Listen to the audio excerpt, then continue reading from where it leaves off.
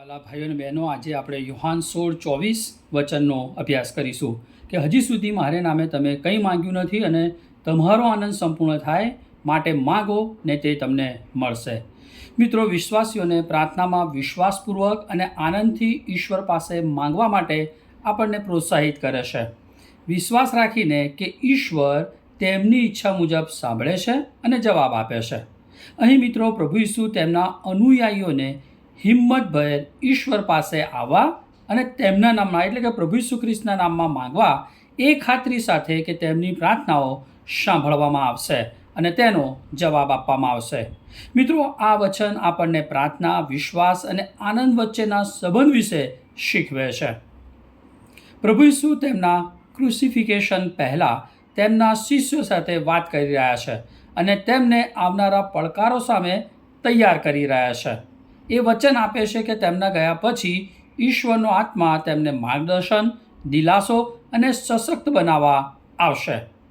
પ્રભુ ઈસુના મૃત્યુ અને પુનરુત્થાન પહેલાં શિષ્યોને તેમના પર નામે પ્રાર્થના કરવા કહી રહ્યા છે અને કે જે પ્રાર્થના કેવી રીતે કરવી એ વિશેની મર્યાદિત સમજ હતી. માટે કે છે એ મારે નામે એટલે પ્રભુ ઈસુના અધિકાર સાથે તેમના નામમાં અને તેમની ઈચ્છા અનુસાર પ્રાર્થના કરવા કહે છે. આપણને શીખવે છે કે પ્રાર્થના ફક્ત કંઈ પણ માંગવા કરતાં વિશેષ છે. અહીંયા પ્રભુ ઈસુ ખ્રિસ્ત કોણ છે, તેમની ઈચ્છાઓ પ્રમાણે આપણે વિનંતી કરવાની વાત અહીંયા લખવામાં આવી છે.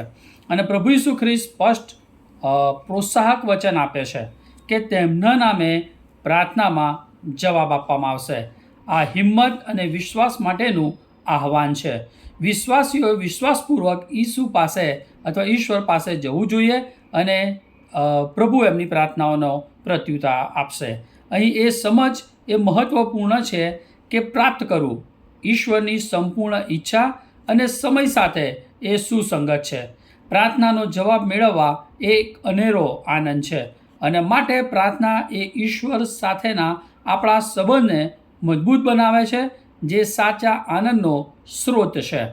મિત્રો, આપણે આત્મવિશ્વાસથી પ્રાર્થના કરીએ અને આનંદનો અનુભવ કરીએ. અહીંયા પ્રાર્થનાના જવાબથી આપણા હૃદયો એ પ્રફુલ્લિત થાય છે અને જો આપણે વિશ્વાસ રાખીએ છીએ તો આપણને પરિણામલક્ષી અને આનંદી પ્રાર્થના કરવામાં જીવન જીવવાનું અહીંયા આમંત્રણ આપણને આપવામાં આવે છે. મિત્રો, અહીં આપણા જીવનમાં એ ઈશ્વરની હાજરીનો અનુભવ કરીએ છીએ અને આનંદથી આપણી પ્રાર્થનાઓના જવાબો મેળવી શકીએ છીએ. આમેન.